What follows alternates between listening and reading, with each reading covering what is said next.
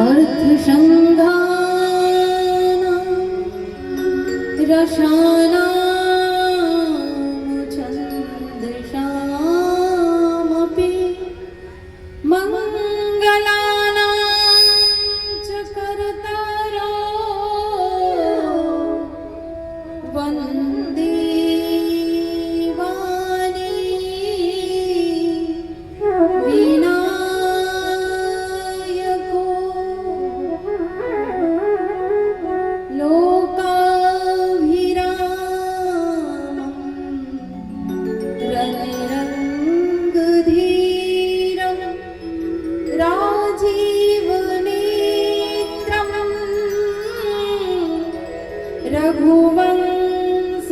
रघुवंशनाथं कारुण्यरूपं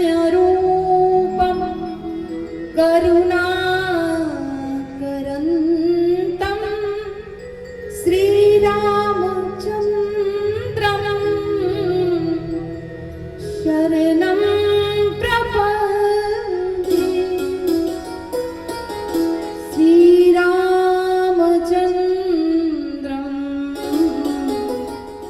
शरणं प्रपद्ये।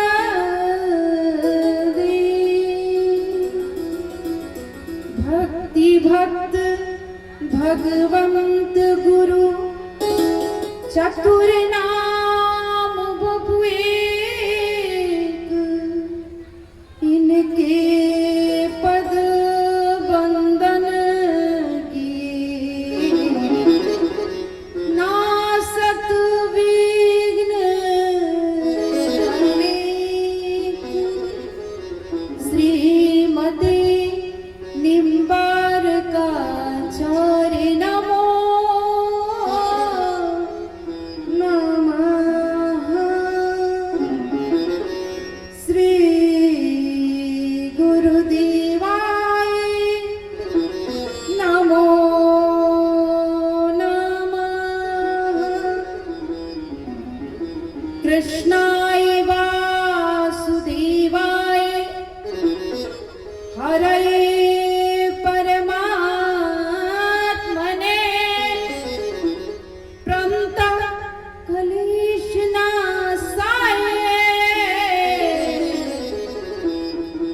गोविन्दाय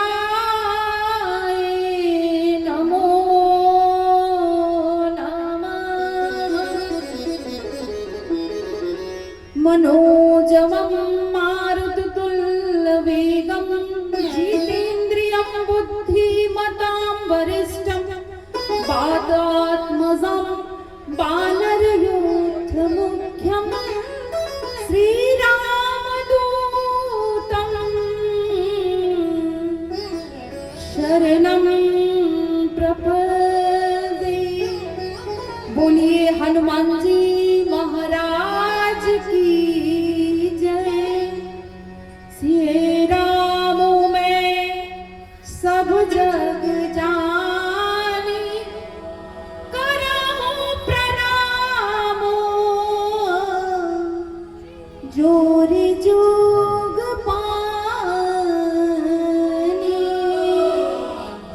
बोलिए श्री सीताराम नाम की, हनुमान जी महाराज की, गोस्वामी तुलसीदास महाराज की, रामचरित मानस की जय, दुर्गा मैया की, समस्त देवी देवता की, प्रियकांत जू सरकार की, सद्गुरुदेव भगवान की जय। जय श्री राधे, जय जय श्री राधे, जय जय श्री राधे।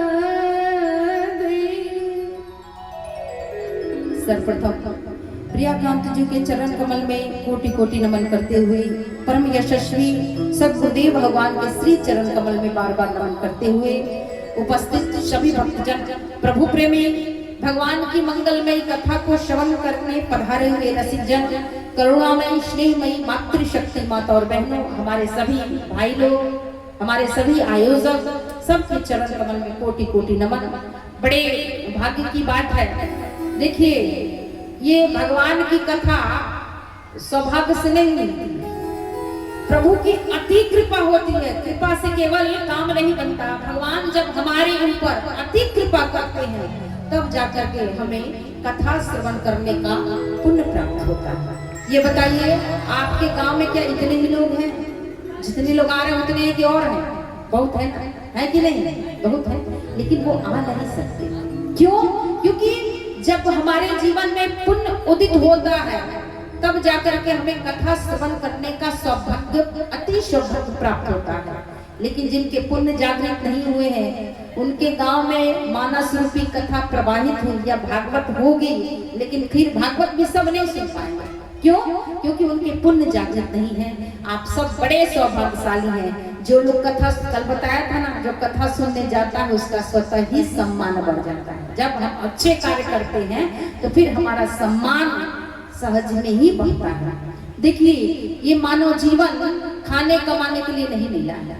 जैसे आपको दिल्ली जाना है तो आप ट्रेन में चढ़ जाए, अब ट्रेन में आया चाय लो लो, चाय ले लो, वो आपने चाय पी लिया। पकौड़ी वाला है, पकौड़ी खा लो, पकौड़ी खा लो, तो आपने पकौड़े खा लिए। लेकिन आप ये बताइए क्या उस ट्रेन में आप पकौड़ी खाने के लिए, चाय खाने के लिए चढ़े हुए या दिल्ली पहुंचने के लिए चढ़े हुए? कहाँ जाने का उद्देश्य क्या है? दिल्ली पहुंचना। बीच में आया तो आपने चाय ले लिया, पकौड़ी ले ली, लेकिन ये आपका उद्देश्य नहीं है। उसी प्रकार मानव जीवन में कमाना, खाना, सोना ये सब बीच में है। इसके लिए मानव जीवन नहीं मिला है, भगवत प्राप्ति के लिए ये सुंदर जीवन हमें मिला है। तो सब काम करो, लेकिन मन में ये हमें बोध रहना चाहिए हर क्षण, और उसके लिए हर क्षण हमें प्रयास करना चाहिए। ईश्वर से कैसे मिला जाए, राम से कैसे मिला जाए, कृष्ण से कैसे मिला जाए, दुर्गा से कैसा मिला जाए, वो सब एक है, अलग नहीं है। तो हर सांस जो हमारी आ जा रही है ये किसके लिए मिला है? भगवत सुमरन के लिए मिला है। आइए इस कथा के माध्यम से, भजनों के द्वारा भगवान से सुंदर निवेदन करते हुए मेरे साथ संग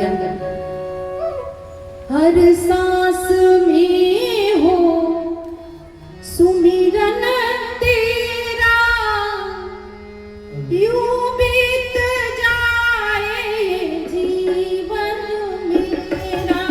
हर सांस में हो सुमिरन तेरा, यूं बीत जाए जीवन मेरा।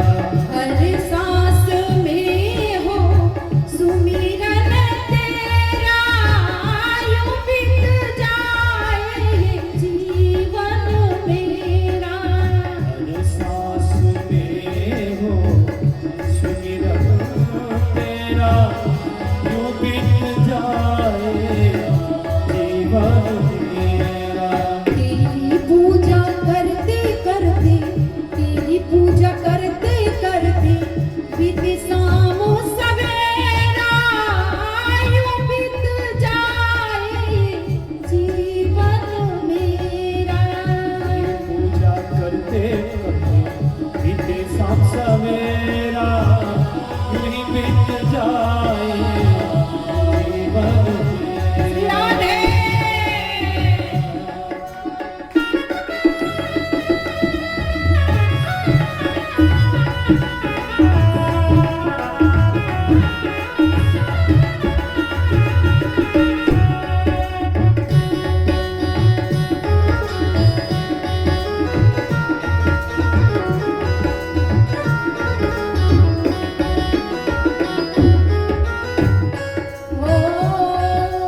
नैनों की खिड़की से मैं तुमको निहारूंगी, से खिड़की से मैं तो मोहन को निहारूंगी।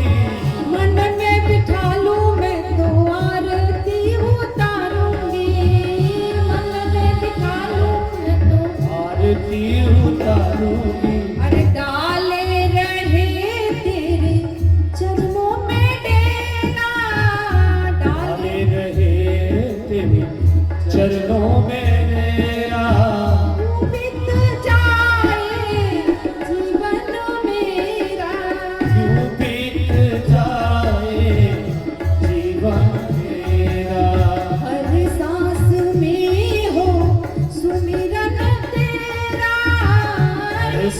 में हो सुमिरन तेरा यूं बीत जाए जीवन मेरा, यूं बीत जाए जीवन मेरा।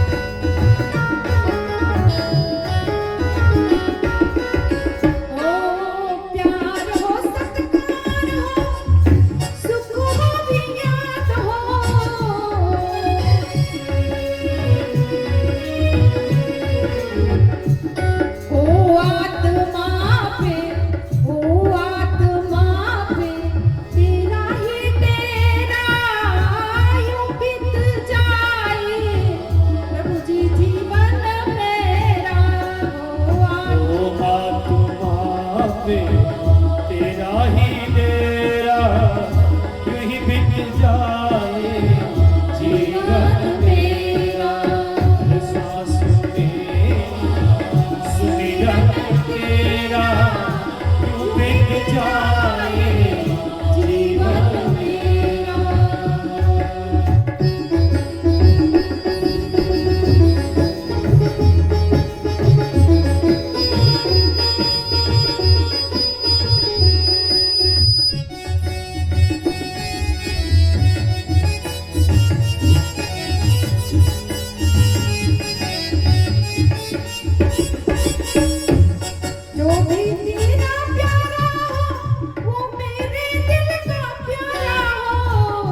तेरा प्यारा हो वो मेरे दिल का प्यारा हो, मेरे सर का ताज हो आँखों का तारा हो, मेरे सर का ताज हो आँखों का तारा हो, और सब में निहारो रूप सुनहरा, सब में निहारो रूप सुनहरा, और यूं बीत जाए जीवन मेरा, यूं बीत जाए जीवन मेरा।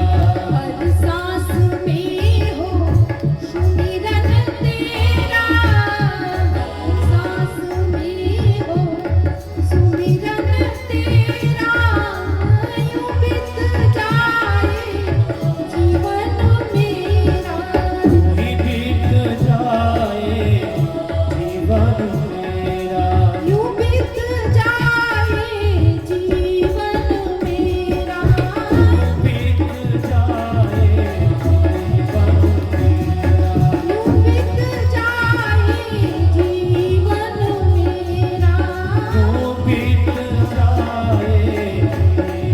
मेरा, यूं बीत जाए जीवन मेरा, यूं बीत जाए जीवन मेरा, यूं बीत जाए बोलिए प्रियकांत जू सरकार की जय जय श्री राधे। एक बार जोर से बोलना पड़ेगा, राधे राधे। हाथ उठा के क्यों बोला जाता है राधे राधे, आपको पता है? आज जाते जाते बता ही देती हूँ। देखिए हमारे ठाकुर जी जो है कृष्ण बड़े टेरे हैं, जल्दी मिलते नहीं हैं, लेकिन राधा रानी है ना बड़ी भोली है। जैसे ही हम दोनों हाथ उठा के राधे राधे बोलते हैं ना, तो फिर ठाकुर जी तो देखते हैं पुण्यात्मा है कि पापी है, इसे स्वीकार करूं या ना करूं। लेकिन मेरी भोली किशोरी जी कभी ये नहीं देखती कि आप पापी हो पुण्यात्मा हो, जैसे भी हो। जिस प्रकार आप कीचड़ से सने हुए पिता के पास जाओ, तो पिताजी क्या कहेंगे? जाओ जाओ जाओ जाओ। लेकिन अगर माँ के पास जाओ तो वो क्या करेगी? कहेगी जाओ जाओ। वो झट से गोद में लेगी और नहला धुला के थोड़ा पाउडर टीका उका लगा देगी, सुंदर हो जाओगे। तब पिताजी कहेंगे लाओ लाओ अब गोद में खिलाएं। तो वही श्याम के पास पापी बन के जाओगे तो कहेंगे जाओ जाओ, पाप रूपी पिक्चर लगा है, लेकिन जैसे किशोरी जी के पास जाके जैसे बच्चा दोनों हाथ उठाता, हम भी दोनों हाथ उठा के क्या बोलते हैं, राधे राधे। तो फिर मेरी श्यामा जी, मेरी महारानी ये नहीं देखती कि हम कितने पापी हैं, कितने अधर्मी हैं, वो तुरंत कहती है आजा मेरे लाल तेरा कल्याण कर दूं, गोद में उठा करके लाड लड़ाती है। इसीलिए आप देखिएगा वृंदावन में जाइएगा तो वहाँ कृष्ण का नाम कोई नहीं लेता, इनकी पूछ वहाँ कम है, वहाँ तो हमारी स्वामिनी राधा रानी की चलती है। पंडित जी रिक्शा वाला भी बोलता है राधे राधे, कोई ये नहीं कहता चाय पी लो, ये खा लो, वो खा लो, सब वहाँ राधे राधे कहते हैं। वृंदावन के धाम को मर्म न जाने को, वृंदावन के धाम को मर्म न जाने को, डाल डाल और पात पात पे राधे राधे हो। वहाँ मुक्ति महारानी है ना, हर जगह मुक्ति मुक्ति खोजते हैं, वहाँ मुक्ति मुक्ति पूछे गोपाल से मेरी मुक्ति बताओ। मुक्ति गई भगवान के पास और बोले कि भाई हम सबको मुक्त करते हैं, मेरी मुक्ति का बताइए कोई उपाय। मुक्ति पूछे गोपाल से मेरी मुक्ति बताओ, ब्रज रज उर्मस्तक लगे मुक्ति मुक्त हो जाए। वृंदावन की ऐसी महिमा है कि ब्रज रज उड़ करके मस्तक पर लग जाए तो मुक्ति भी वहां मुक्त हो जाती है। ऐसा है हमारा श्री वृंदावन धाम सर्वेश्वरी राधा रानी की कृपा से। तो बड़ा ही प्यारा, देखिए राम कृष्ण दो नहीं है, वैसे भी हमको भागवत ज्यादा कहने की आदत है तो अंदर से तो कभी ना कभी रोकेंगे, फिर भी जो अंदर है वो तो निकल ही जाएगा। क्या पंडित जी सही बात है, राम कथा कम कहना होता है तो भागवत का रंग ज्यादा चढ़ा रहता है। तो एक बार सभी बोलेंगे जोर से राधे राधे। अच्छा बताइए कल की कथा याद है कि भूल गए? केवल आ रहे हो मुंडी हिला के सुन रहे हो, जा रहे हो। देखिए मैं फिर आपसे निवेदन करूं, आज बस 2-3 घंटे और आपके बीच में हूँ। एक बात मैं बताऊं, हम हैं या कोई भी कथाकार है, वो जनमानस का जो भी भगवान की कथा कहते हैं, कोई कथा कहने वाला छोटा या बड़ा नहीं होता, ये आपकी सोच गलत होती है। जो भी भगवान, जो वाणी भगवान का यशो गायन करे, चाहे मैं आप पंडित जी कोई भी हो, वो सब सम्मानीय है, उन सबका सम्मान करना चाहिए। बताइए भगवान की कथा के बदले मैं यहाँ कथा गा रही हूँ, आपने हमें दक्षिणा दिया 2000, 4000, 10 लाख, 1 लाख, 5 लाख, 10 लाख, जो भी, इतना तो कोई कर देता नहीं है। आप भी लंबी फेंक दिए, फेंकने में क्या जाता पंडित जी। तो ये बताइए कि वो पैसा हम लेकर के यहाँ से जाएंगे या कोई कथाकार लेकर के जाएंगे तो वो खर्च होगा कि नहीं होगा? वो हमारे पास हमेशा रहेगा। बोलो जोर से, आज जोर से नहीं बोलोगे तो हम भी वैसे ही कथा, राम जी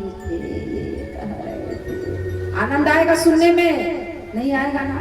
तो हमको आप लोग चाहते हो कि हम अच्छे से बोले तो आप भी अच्छे से सुनो, जो पूछूं मुंडी हिलाओ, अच्छी बात लगे तो थोड़ा ताली बजाओ, सही लगे तो ऐसे करो, लगे तो ऐसे करो, चुपचाप ऐसे बैठे हुए एक बार अपने लिए ताली बजाए। बड़े प्यारे श्रोता हो, जैसे भी हो, अब तो बहुत अच्छे आप लोग हो, सही में श्रोता तो अच्छे होते ही हैं।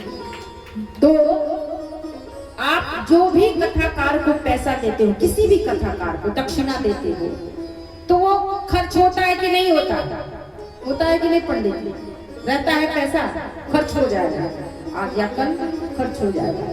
लेकिन यहाँ से अगर जो आपको बताया जा रहा है वो आप अपने जीवन में उतार लो तो बताइए वो कभी खर्च होगा? कभी खर्च होगा? नहीं होगा ना। अगर जीवन में एक भी बात आपने किसी कथाकार की मानी, भाई कोई कैसा भी है, लेकिन यहाँ बैठ के आपको क्या कहता है, राम राम रटो, भजन करो, दान करो, अच्छे कर्म करो, सत्कर्म करो, प्रभु के यशोगान करो, श्रवण करो, मनन करो, चिंतन, यही ना सिखाया जाता है? आप आज तीसरा दिन, मैंने एक भी बार कहा कि भाई भगवान को भूल जाओ, खूब चोरी करो, खूब झूठ बोलो, एक भी बुरी बात आपको बताई? बोलो, सारी बात आपके कल्याण के लिए बताया गया। तो कथाकार सबसे बड़े दानी होते हैं इस दुनिया में। अगर कोई दान करता है सबसे ज्यादा, तो सबसे बड़े अगर दानी कोई है तो ये कथाकार हैं, जो भगवान की कथा आपको दान करते हैं। और भगवान की कथा का कोई मूल्य नहीं है, कोई ऐसा धन नहीं है जो देकर के इसका मूल्य चुकाया जा सके। लेकिन वो कहा जाता है ना, फ्री में कुछ मिले तो हम उसका महत्व नहीं जानते हैं। फ्री में अगर कुछ मिल जाए तो हम उसका महत्व नहीं जानते। बताइए कल की कथा में आनंद आया कि नहीं आया? बोलिए आनंद है कि नहीं? कथा आप सुन रहे हो, सच बोलना भाई लोग यहाँ भी जो जो जिन लोगों ने सुना, आनंद आया कि नहीं आया? इतना आनंद आपके घर में है नहीं है? और आपको चाहिए क्या? आनंद चाहिए, सुख चाहिए कि दुख चाहिए? पहले ये डिसाइड करो आज, तब आपकी कथा बढ़ेगी। सुख किसको किसको चाहिए वो हाथ ऊपर करे, दुख किसको किसको चाहिए वो हाथ ऊपर करे। जिसके हाथ नीचे होंगे हम समझेंगे उन्हें दुख चाहिए, तो भगवान से आज आपकी अर्जी लगा देंगे भाई। सबको सुख चाहिए ना, सुख वाले हाथ ऊपर करेंगे। हाय हाय सबको सुख चाहिए। ये बताइए सुख कथा में है कि आपके घर में है? बोलिए कथा में है ना, तो कथा सुनने आते हो। सुख सबको चाहिए भाई। जिस आप मिठाई के दुकान पर जाके कहो कि वस्त्र दे दो, तो वहां वस्त्र मिलेगा बाबा जी? नहीं मिलेगा। वस्त्र लेने के लिए आपको कहाँ जाना पड़ेगा? वस्त्र की दुकान में जाना पड़ेगा ना। तो वैसे चाहते तो है हम सब शांति मिल जाए, आनंद मिल जाए, सुख मिल जाए, लेकिन कार्य वो करते हैं जिससे दुख मिल जाए। जब भी आपके गांव में कथा हो, आज सबसे ज्यादा उदासीन अगर मनुष्य हो रहा है तो सत्संग की तरफ से हो रहा है। जबकि हमारे जीवन का परम उद्देश्य, परम ध्येय सत्संग होना चाहिए, भगवत प्राप्ति होना चाहिए, ईश्वर प्राप्ति होना चाहिए। मानव जीवन खाने कमाने के लिए नहीं मिला। मैं बार बार बोल चुकी हूँ, खाना कमाना है, क्योंकि खाए बिना मैं भी भाषण नहीं दे सकती। हम भी जीन के आए हैं, तो खाना तो जरूरी है, लेकिन इसी के लिए जीवन नहीं मिला है। वस्त्र पहनना जरूरी है, लेकिन इसी के लिए जीवन नहीं मिला है। मकान जरूरी है, लेकिन इसी के लिए जीवन नहीं मिला है। सब करते रहो, राम भजते रहो, राम रटते रहो, झाड़ू लगाते रहो, राम राम करते रहो। क्या लगता है? बोलो। मैं चली जाऊंगी, लेकिन आज आप सबसे ये बता के जा रहे मेरे प्यारे, मेरे राम को मत भूलना, मेरे कृष्ण को मत भूलना।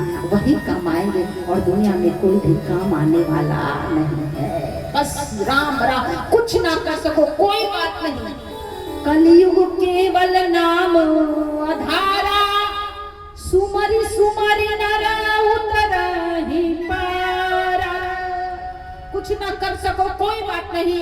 द्वापर त्रेता सतयुग में जो कठिन तपस्या करने से जो फल की प्राप्ति होती थी, कलयुग ऑफर चल रहा है, कलयुग धमाका। भगवान ने हमारे में छूट की है। कोई तप ना कर सको कोई बात नहीं, लेकिन केवल मेरा नाम जपो, तुम्हारा कल्याण हो जाएगा। लेकिन हाय रे मूर्ख बुद्धि, इतना सरल है फिर भी बताओ चुगली ज्यादा करते हैं कि भगवान का नाम ज्यादा जपते हैं? सच सच बोलना, क्या ज्यादा करते हैं बताओ? चुगली ज्यादा होती है कि भगवत चर्चा ज्यादा होती है? सही बोलना भाई, हम कुछ नहीं जानते हैं। चुगली ज्यादा होती है। चुगली जब हम दूसरे की शिकायत चुगली करते हैं ना, तो उसका पाप हमारे सर लगता है। इसीलिए जितना हो सके आप कुछ छोड़ दो। ये मैं नहीं कहूंगी, आप जो करना है करो, मेरे कहने से आप छोड़ोगे नहीं। लेकिन बस कुछ ना छोड़ सको कोई बात नहीं, लेकिन भगवान को पकड़ लो, कृष्ण को पकड़ लो, राम को पकड़ लो, शिव को पकड़ लो। नहीं छोड़ सकते कोई बात नहीं, लेकिन पकड़ तो सकते हो मेरे कहने से। आज कथा में आए हो, ये सीख के जाना। कथा में आना आपका तभी सार्थक है जब आप कथा से कुछ सीख के जाते हो। आए सारी झाड़ के, पल्लू झाड़ के, धोती झाड़ के चले गए, तो फिर उससे क्या फायदा? अरे कुछ आए हो, यहाँ से जो प्रवाहित हो रहा है कुछ तो लेके जाओ, तभी आपका कल्याण होगा। कुछ तो लेके जाओ। आज यहाँ से आप जाइएगा, मैं चाहती हूँ कोई भी ग्रामवासी यहाँ से खाली मत जाए। आज आप लेकर जाए, और क्या लेके जाए? प्रभु का नाम लेके जाए, हरि का नाम। पहले दिन ही भजन गाया था, राम नाम के हीरे मोती। हम जैसे के पास तो केवल राम और कृष्ण के नाम के अलावा और कुछ है नहीं, और यही सबसे बड़ा अनमोल खजाना है। तो इस हीरे मोती को लूटो और लूट करके अपने जीवन को अध्यात्म के मार्ग पर ले जाइए। प्रयागराज में कल भरद्वाज मुनि और याज्ञवल्क्य मुनि के सुंदर संवाद के अंतर्गत आपने भगवान शंकर की पावन कथा को श्रवण किया। शिव की कथा, शिव विवाह का हमने कथा श्रवण की, और आज हम राम जन्म तक जाएंगे। और आगे की कथा आप फिर कभी बुलाओगे तो आगे की कथा सुना देंगे। और हमारा क्या तो 3 दिन के लिए आपने कंजूसी की शॉर्टकट काटा, तो हम भी शॉर्टकट ही ना सुनाएंगे। एक तो आप वो है ना, देर से आना जल्दी जाना, देर से आते हो और कितने लोग कथा के बीच में उठ के चले जाते हैं। तो दोष हमारा क्या है, फिर भी हम अपनी तरफ से पूर्ण कोशिश करेंगे कि आप सबको पूरा दिया जाए। कल शिव पार्वती का सुंदर विवाह हुआ। माँ पार्वती विवाह करके और कैलाश पे आती हैं। ये सुंदर प्रसंग कथा में आया। एक दिन शंकर भगवान बट वृक्ष के नीचे नृत्य छाल बिछा करके बड़े सुंदर स्वरूप में मानो शांति रस ही स्वरूप रूप धारण करके बैठा, बड़े प्रसन्न मन में बैठे हुए थे। उसी समय माँ पार्वती उन्हीं के पास जाती है और दोनों हाथ जोड़ करके कहती है, कथा सकल जो लोक हितकारी सोई पूछन शैल कुमारी।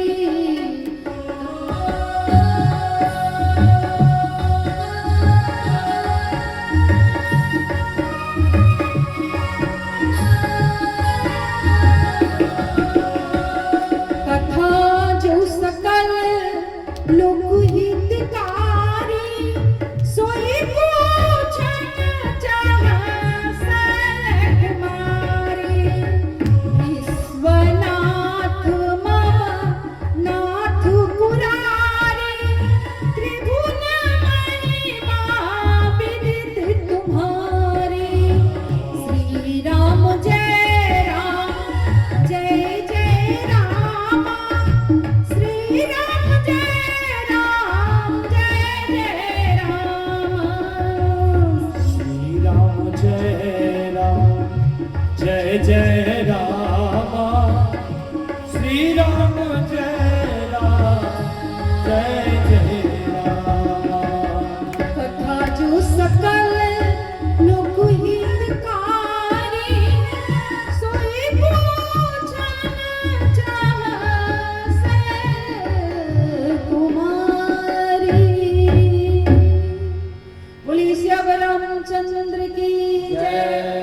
भैया पार्वती जाती है। अच्छा देखिए, ये जो राम की कथा है ना, देवियां केवल भाई लोग कहते हैं या बदनाम है कि माताएं केवल चुगली करती है, इनका चुगली में मन लगता है, लेकिन चुगली में मन नहीं लगता, ये अच्छे काम भी करती है। ये जो कथा बह रही है ना, अच्छा आप देखो जितने भी धर्म के काम है, पूजा पाठ धर्म, ये माताएं ज्यादा करती हैं या भाई लोग करते हैं? बोलो कौन ज्यादा करता है? आपके घर में पूजा पाठ कौन, देवी ज्यादा करती है कि भाई लोग करते हैं? कौन करता है? माताएं करती है ना। आप तो जल्दी जल्दी दो लोटा धाते, जय हनुमान ज्ञान गुण सागर, लाओ लाओ जल्दी भोजन लाओ भोजन। और ये बेचारी इधर धूप जलाएगी, इधर दीप जलाएगी, इधर तिलक लगाएगी, इधर हनुमान जी के मुंह में लड्डू ठूसेगी, काली माँ को चुनरी चढ़ाएगी। ये सब काम हमारी देवियां करती हैं। और भाई लोग इनको उतना लेना देना नहीं, पकड़ पकड़ के। कथा भी नहीं हो, अधिकांश कथा में माताएं ही आती हैं। अधिकांश कहीं भी कथा हो तो ये देवियां पहले आती, भाई लोग खींच खाच के चले जाते। कथा भी, ये मानस की भी कथा में देवियों का बड़ा भारी हाथ है। अब यहाँ देखो, शंकर भगवान कथा को रच करके और अपने मन में, अपने मानस में छुपा रखा था। देवी पार्वती आई और भगवान शंकर के कंठ से इस कथा को माँ पार्वती प्रवाहित कराएंगी, जो हम सबको प्राप्त होगा। उधर राम जी आए, राम जी का जन्म हुआ। लेकिन ये बताओ, अगर केकई और मंथरा नहीं होती तो कथा आगे बढ़ती? बोलिए, केकई जी को गाली दिया जाता है। अगर केकई माँ राम को वन नहीं भेजती तो कौन जानता कौन राम थे? जब तक आप कुछ अच्छे कार्य नहीं करो तो फिर आपका यश दुनिया में होगा नहीं होगा ना। तो राम जी आते, राजा बनते, कोई नहीं जानता। लेकिन केकई और मंथरा ने कहा कि भाई कथा को, राम कथा को आगे बढ़ाना है, तो क्या किया जाए? तो अपना अपयश संपत्ति राम को वन भेजा। तो केकई और मंथरा ने कथा आगे बढ़ाई। अब एक देवी और आई, कहा कि भाई वन में तो राम जी आ गए, अब कथा आगे कैसे बढ़े? तो एक देवी आई शूर्पणखा। अगर शूर्पणखा नहीं आती तो बताओ, रावण से युद्ध करते नहीं करते ना, तो फिर कथा आगे काहे बढ़ती? नहीं बढ़ती। तो शूर्पणखा, फिर एक देवी और आई, मैया शबरी। सबड़ी अगर पता नहीं बताती, मित्रता नहीं करवाती सुग्रीव से, तो कथा आगे कैसे बढ़ती। तो ये देवियां बड़ी प्यारी होती है, आप सब बड़ी प्यारी हो। बजाओ ना ताली अपने लिए तो बजाओ, इतनी प्यारी प्यारी बड़ाई कर रही हो आप हो कि ऐसे घूर घूर के हमें देख रही है। तो ये देवियां बड़ी प्यारी होती है। ये सच में, मैं हंस नहीं कर रही, विनोद नहीं, तो सच में आज हमारे समाज में जो भी धर्म पूजा पाठ बचा है वो माताओं बहनों के चलते बचा है। ये ही नवरात्रि के व्रत ये करे, तीज के व्रत ये करे, जुतिया के व्रत ये करे, छठ व्रत ये करे। भाई लोग तो दिन भर खाने में आराम करते हैं।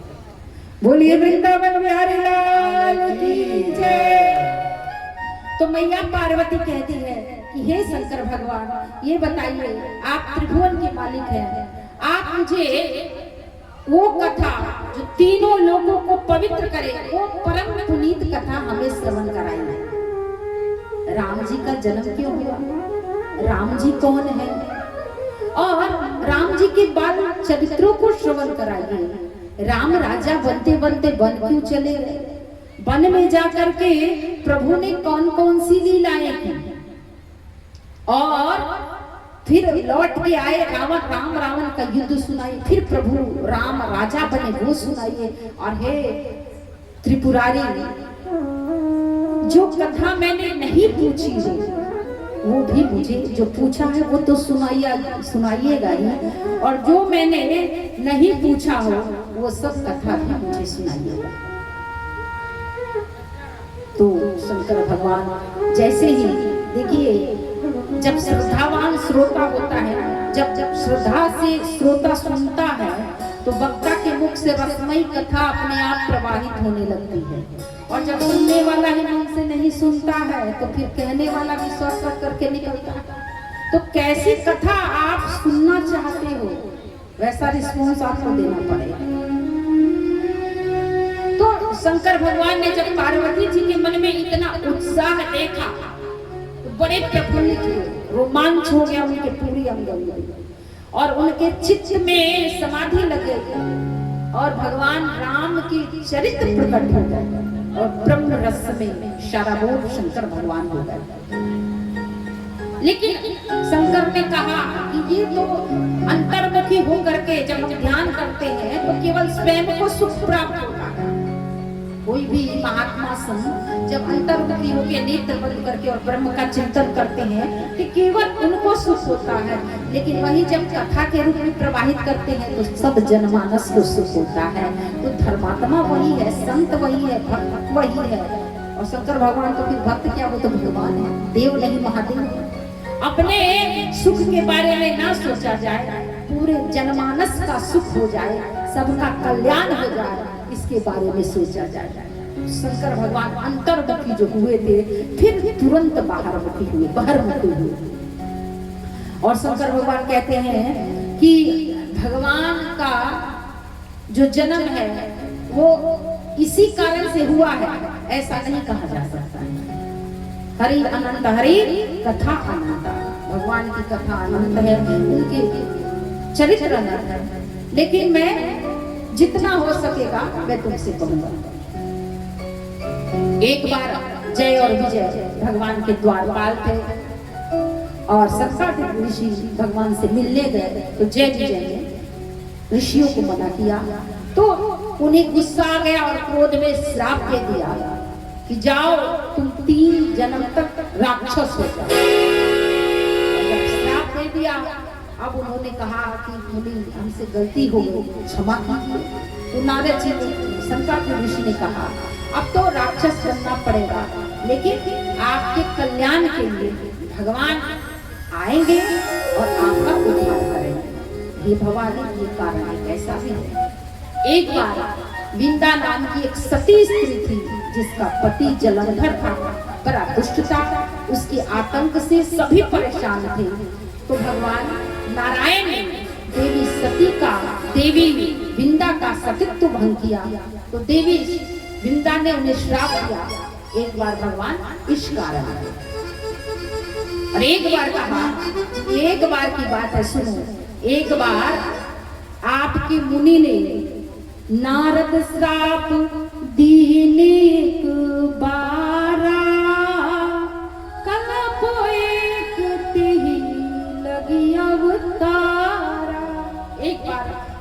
जी ने श्राप दिया, जिसके कारण भगवान को आना पड़ा। अब भैया पार्वती जी चकित हो गई कि भाई नारद जी तो दिन रात नारायण नारायण करते रहते हैं, तो वो भगवान के भगत उन्होंने कैसे श्राप दे दिया।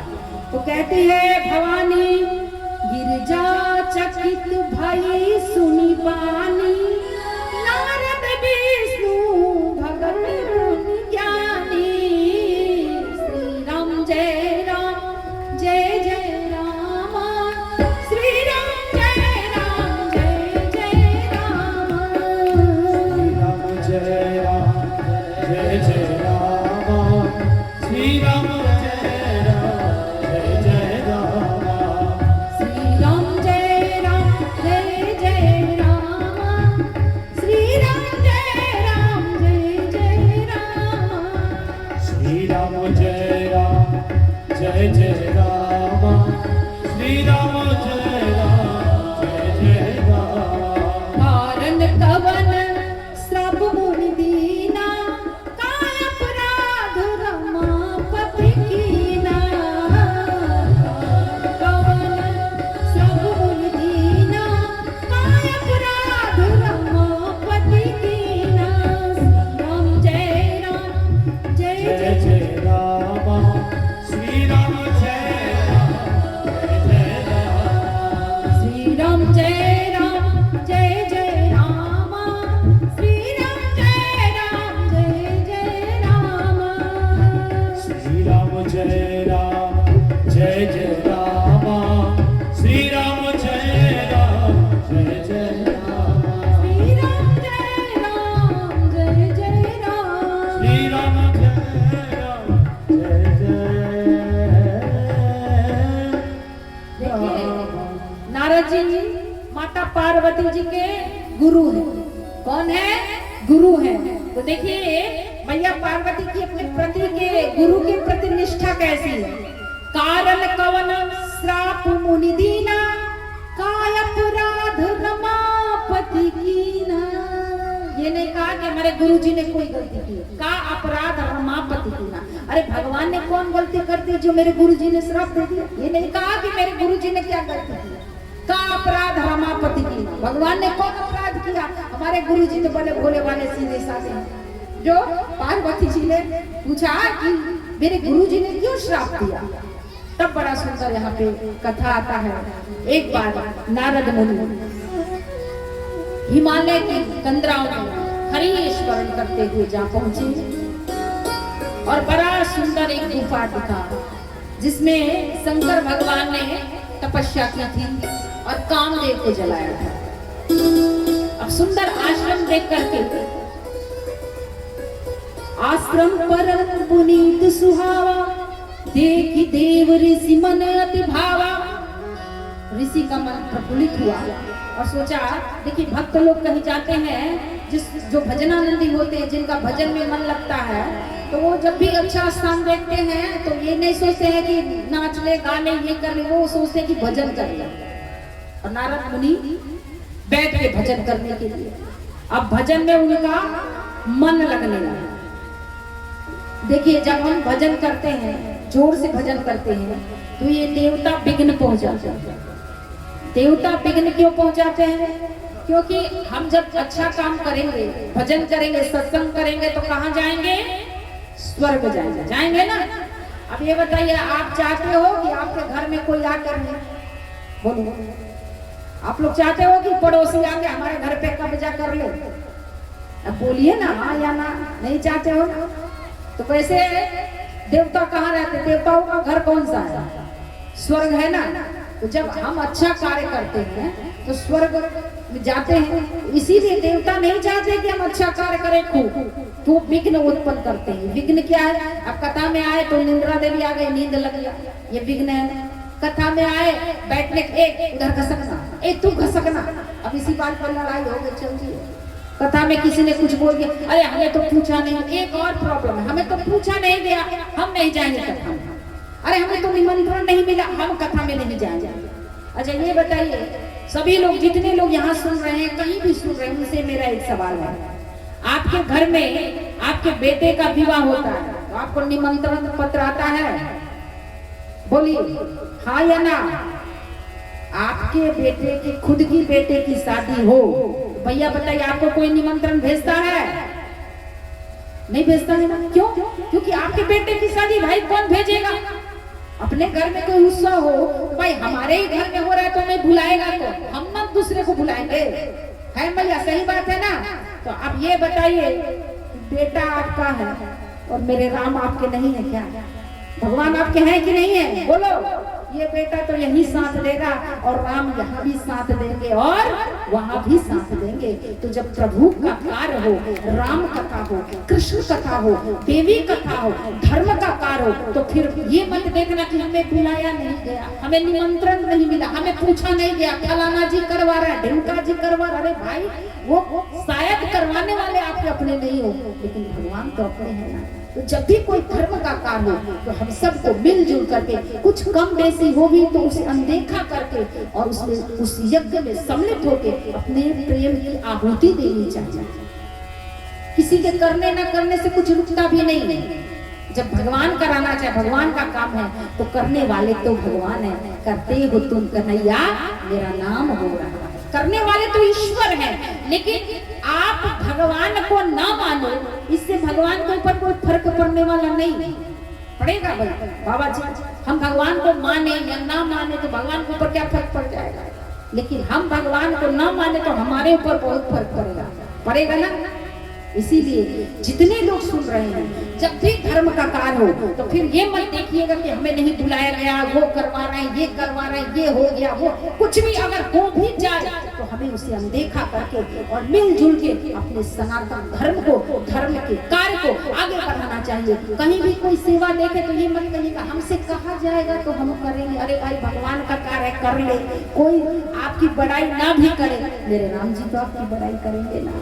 इसीलिए धर्म के कार्य में मैं सभी सनातनियों से दोनों हाथ जोड़ के निवेदन करना चाहती हूँ इस कथा के माध्यम से कि अपने सनातन धर्म के जब भी कोई कार्य हो तो हम सबको एकजुट होकर के और भाव श्रद्धा के साथ उस यज्ञ में सम्मिलित होना चाहिए। और दूसरी बात एक और है, 4 लोग उधर खड़े हैं, 2 लोग उधर से सुन रहे हैं, 5 लोग इधर से। जब भी भगवान की कथा हो ना तो कथा सामने से बैठ के सुननी चाहिए, क्योंकि यहाँ से एक सुंदर ऊर्जा का संचार होता है। अब ऊर्जा यहाँ सामने जाएगी तो आप अगल बगल में बैठे हो तो पता चले आगे ही बह गई और आप रह गए। तो कहीं भी कथा हो तो कथा इधर उधर नहीं बैठ के व्यास पीठ के सामने बैठ के सुनना चाहिए। थोड़ी गर्मी ही लगेगी तो गर्मी सह लेना, वो गर्मी लगेगी चिता की गर्मी, उससे तो कम ही है ये गर्मी, चिता वाली गर्मी से तो ये गर्मी कम ही है ना। तो ये गर्मी सह लेना चाहिए। तो देवता विघ्न पहुंचाता। अब जब नारद जी को देखा कि भजन कर रहे हैं तो इंद्र को डर हुआ। इंद्र को डर हुआ ऐसे, सुख हार ले भागा स्वान, निरिख मृगराज छीन ले जान जर, तिमि सुरपति न लाज। जैसे श्वान हड्डी चबा रहा है और सिंह को आता हुआ देख के कुत्ते को लगे कि सिंह मेरा ये हड्डी लेके भाग जाएगा। अब बताओ, सिंह कुत्ते का किया हुआ शिकार लेगा? सिंह तो अपना शिकार स्वयं करता है, लेकिन कुत्ते को ये मन में भ्रम हो जाता है कि सिंह मेरा शिकार लेके चला जाएगा। उसी प्रकार इंद्र को ऐसा लगा कि नारद जी भजन कर रहे हैं और ये मेरी गद्दी लेना चाहते हैं। ऊंच निवास नीच कर तूती। देखिए, आप बहुत बड़े हैं, बहुत पैसे वाले हैं, तो ये कोई जरूरी नहीं कि आप बड़े हैं। पैसे से, पद से कोई बड़ा नहीं होता। जिसका विचार बड़ा हो वो बड़ा होता है, जिसके कर्म बड़े हैं वो बड़ा होता है। वैसा तो वैश्या भी, गणिका भी हमसे और आपसे ज्यादा कमाता है, लेकिन उसका सम्मान नहीं है। और एक गरीब भी हो, अगर उसका विचार श्रेष्ठ है, उसका कर्म श्रेष्ठ है, तो वही सम्मानीय है। तो इंद्र जी, ताली बजाओ, जोर से बजाना है। तो धीरे धीरे मच्छर क्यों मार रहे हो? तो इंद्र को टेंशन हुई कि कहीं ऋषि हमारा जो है ये सिंहासन ना ले, इंद्रासन ना ले ले। तो इंद्र ने कामदेव को भेजा और कामदेव अपने मित्र वसंत को लेकर के जाकर के वहां मधुर मधुर गान करने लगा। लेकिन नारद जी तो अपने भजन में बैठे थे। काम कला कुछ मुनिहीन व्यापी, निज भय डरहु मनोभव पापी।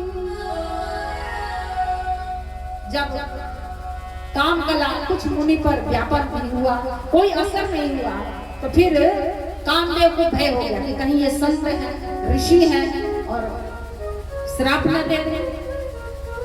तो कामदेव फिर चरणों में गिर गया और कहा कि हमसे गलती हो गई, अपराध हो गया, क्षमा कीजिए। तो नारद जी ने कहा कोई बात नहीं, ठीक है, जाओ जाओ। तो चले गए। लेकिन नारद जी के मन में यह अभिमान हो गया कि मैंने कामदेव को जीत लिया। देखिए, आपके जीवन में कोई गुण हो, कोई पद हो, कुछ भी मिल जाए, तो अगर आप उसका अभिमान करोगे तो जो प्रभु दे सकते हैं वो भगवान आपसे ले भी सकते हैं। इसीलिए जब कुछ मिल जाए तो अभिमान मत करना, सब कुछ मेरे प्रभु का है, भगवान की कृपा मान करके और कहना है प्रभु ये आपकी कृपा से हुआ है। अब नारद जी ने सोचा कि भाई इस दुनिया में कोई अच्छा करता है तो सबका प्रचार तो हम करते हैं, हमारा प्रचार तो हम करें। कोई देवता कुछ करे, दानव कुछ करे, मानव कुछ करे, तो नारद जी प्रचारक है, सबका प्रचार करते हैं। अब हमने ये अच्छा काम किया है, कामदेव को हराया है, तो हमारा प्रचार कौन करे। तो बीना उठाई और बीना उठा करके शंकर भगवान के पास पहुंच गए। श्रीमन नारायण नारायण नारायण, श्रीमन नारायण नारायण नारायण, श्रीमन नारायण नारायण।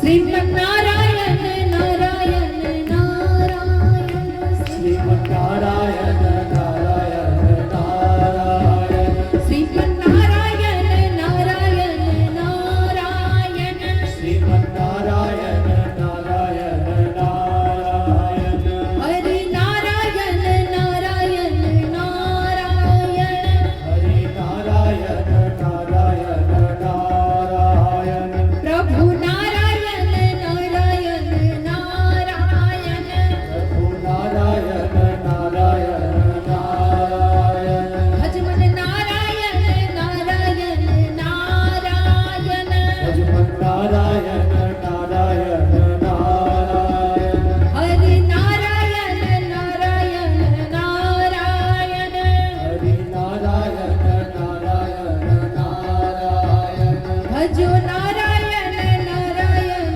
नारायण। और शंकर भगवान के पास नारद जी जाते हैं और जाकर के जितना भी जो भी हुआ था वो जाकर के सारा शंकर भगवान को बता दिया।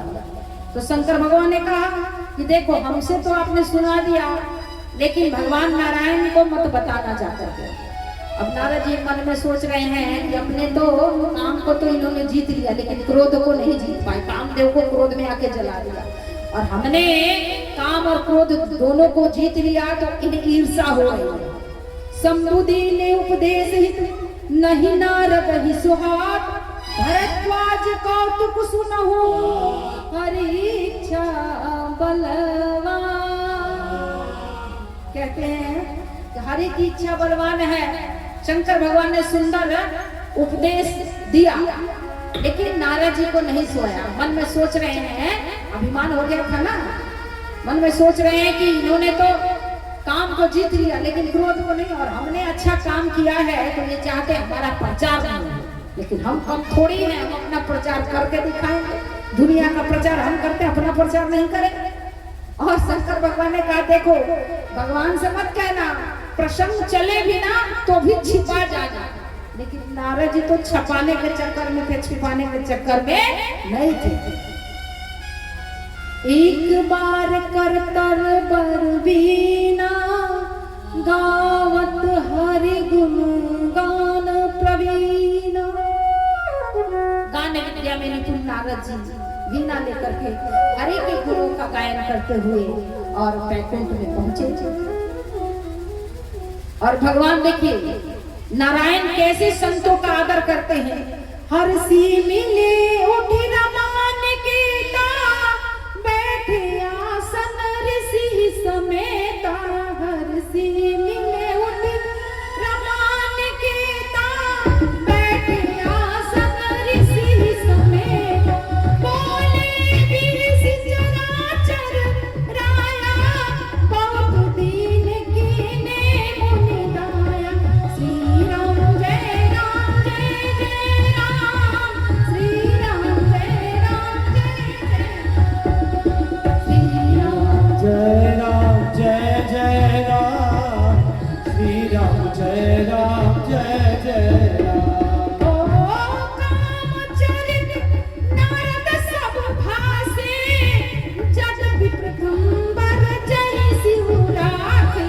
श्री राम जय राम जय जय राम, श्री राम जय राम जय जय राम।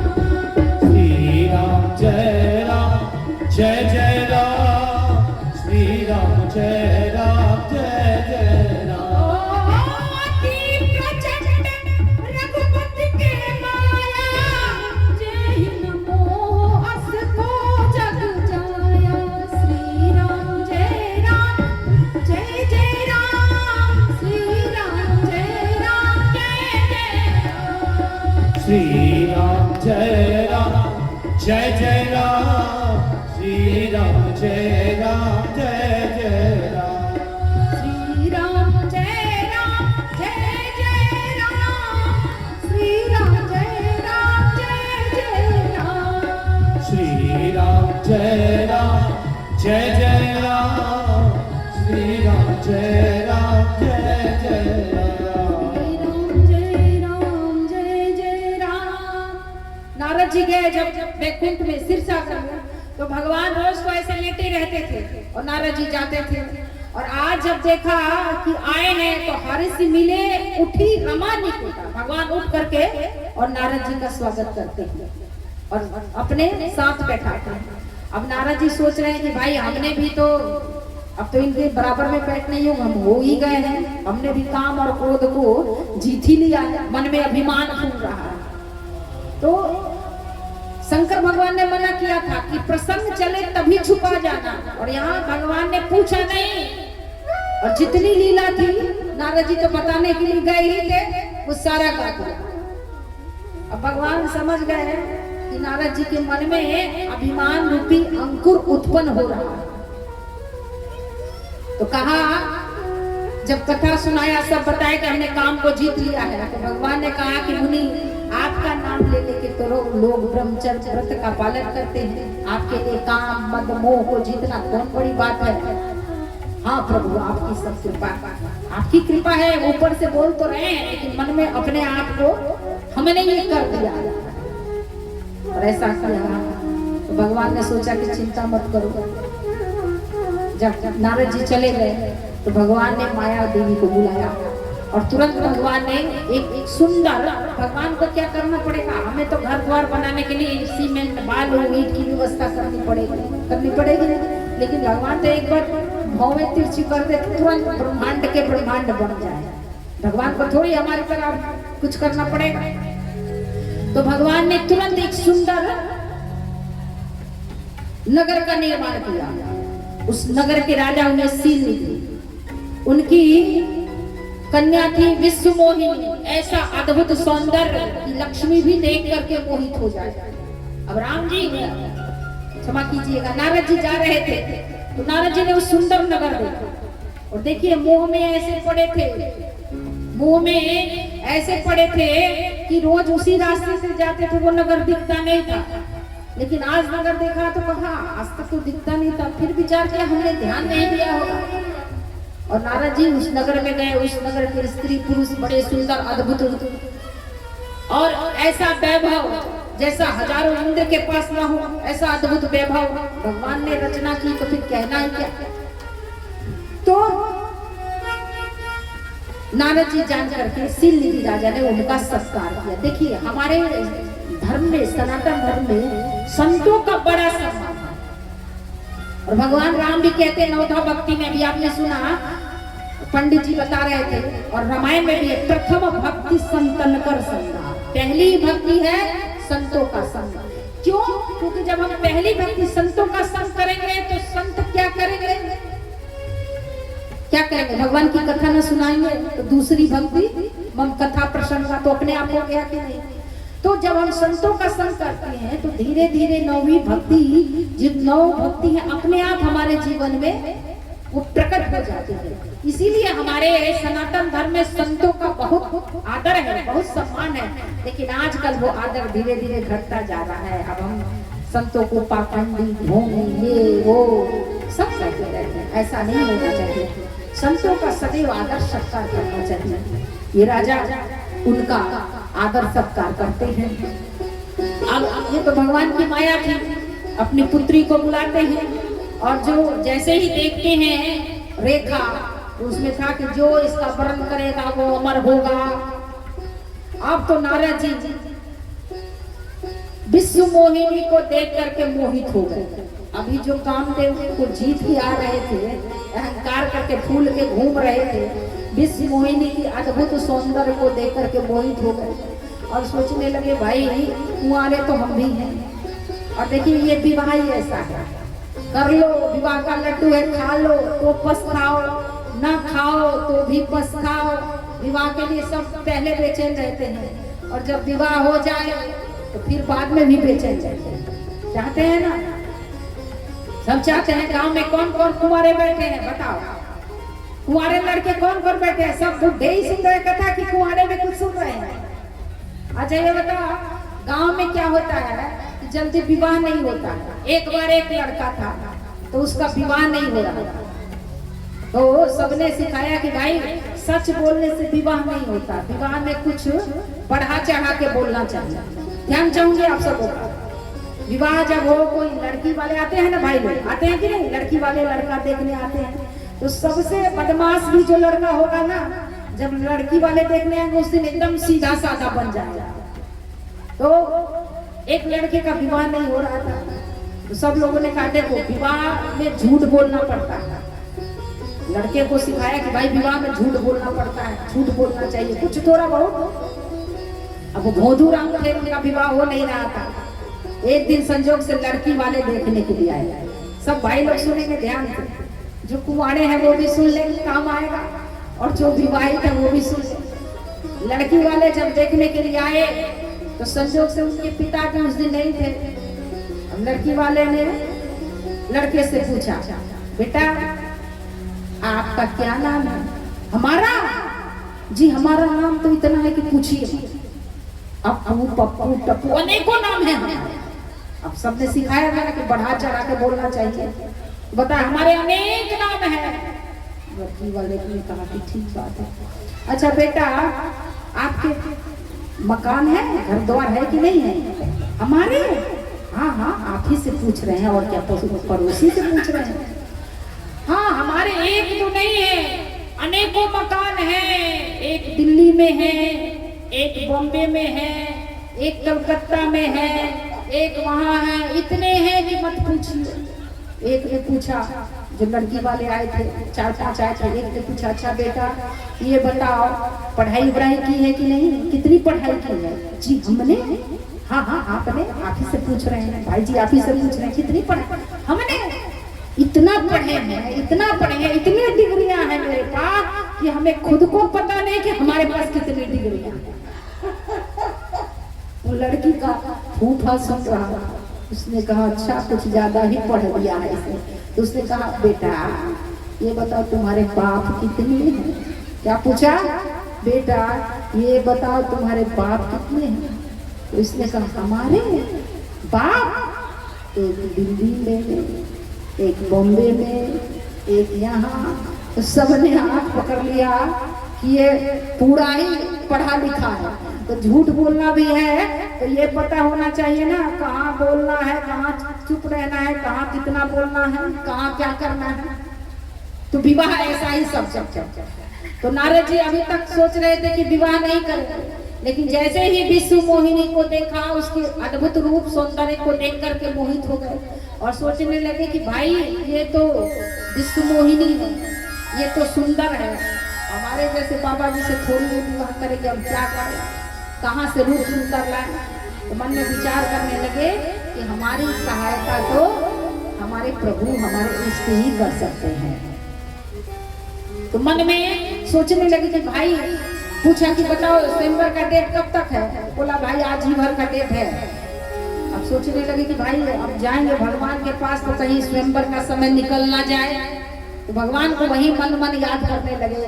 तो बताइए कहाँ जहाँ प्रभु नहीं। भगवान तो अति दयालु है, कहीं भी अगर मन से आप बुलाइए तो भगवान प्रकट हो जाते। भगवान तुरंत प्रकट हो गए और कहा कि प्रभु हरिसन मांगो सुंदरताई हो ही जात रुअत भाई, मोरे हित हरि सम नहीं को यही अवसर सहाय सोई हो। हरि के समान कोई मेरा अपना नहीं है, हरि आप सहाय होइए। और जा करके कहा कि भाई प्रभु मुझे अपना सुंदर रूप दे दीजिए। भगवान प्रकट हो गए तो कहा कि प्रभु आप अपना रूप दे दीजिए। तो भगवान ने कहा कि ठीक है, मन में सोचने लगे। अच्छा ये बताइए कि नारद जी थे ब्रह्मचारी सन्यासी, अगर नारद जी का विवाह होता तो उनकी अब कीर्ति होती कि नहीं होती, बोलो। किसी ने सन्यास ले लिया हो और फिर उसके बाद वो विवाह करके घूमे तो लोग उपहास करेंगे कि नहीं, बोलो ना, हाँ या ना, करेंगे ना। अब नारद जी कौन है, भगवान के भक्त है कि नहीं है ना। तो भगवान चाहेंगे कि मेरे भक्त का उपहास हुए, कभी नहीं चाहेंगे। लेकिन नारद जी ने ये तो मांगा और साथ में भगवान से बहुत अच्छी बात कही जो हम सबको भी भगवान से रोज कहना चाहिए। नारद जी ने रूप तो मांगा कि प्रभु अपना रूप दे दीजिए, लेकिन एक सुंदर बात कही, जेहि विधि होई नाथ ही तुमोरा करहु सुबेगी दास में तोरा। हे प्रभु वही कीजिएगा जिससे मेरा परम कल्याण हो।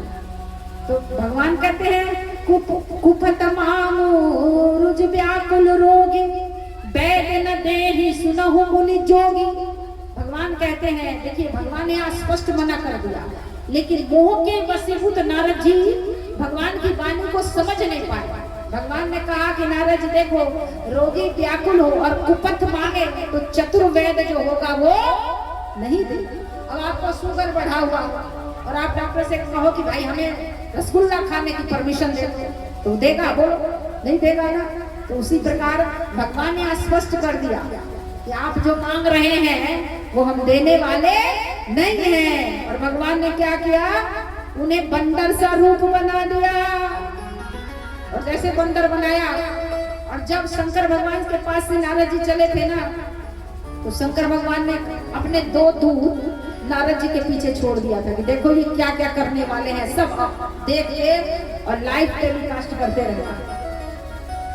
तो दोनों दूत शंकर भगवान से कहते हैं हेलो। शंकर भगवान ने कहा हाँ हेलो। भाई भगवान ने बंदर बना दिया है। अच्छा, शंकर भगवान कहते भगवान खुश होते तो बंदर बनाते हैं, तो शंकर भगवान कहते मैं भी बंदर बन के प्रभु की सेवा करूंगा। बोलिए शंकर भगवान की जय।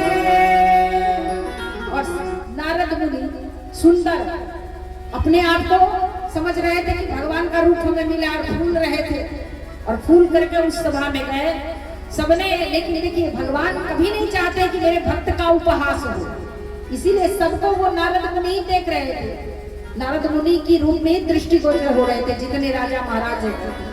केवल वो जो कन्या थी ना, उसे वो बंदर के रूप में दिख रहे थे। और शिव के जो गण थे उन्हें, अब शिव के गण भी बगल अगल में थे, तो नारद मुनि को देख करके बार बार व्यंग बोल रहे थे, अरे रूप हो तो इनके जैसा हो, ये तो साक्षात हरि के समान सुंदर दिख रहे हैं। और नारद मुनि उनके व्यंग बाण को समझ नहीं रहे थे, सोच रहे थे हाँ हम तो आज भगवान का रूप मांग के लेके आए हैं, हम सही में सुंदर लग रहे हैं। और जैसे ही वो राजकुमारी जयमाल लेकर चली, और नारद जी बार बार उछल रहे थे, उचक रहे थे, अरे उधर कहाँ जा रही हो, हम इधर बैठे हैं सुंदर, उधर कहाँ माला लेकर घूम रही हो, अपन इधर बैठे हैं सुंदर लेकर। राजकुमारी ने क्रोध भरी नजरों से देखा, अपना रूप नहीं देखते हैं। बड़े आए काम क्रोध को जीतने वाले। और तभी उसी समाज में भगवान आते हैं और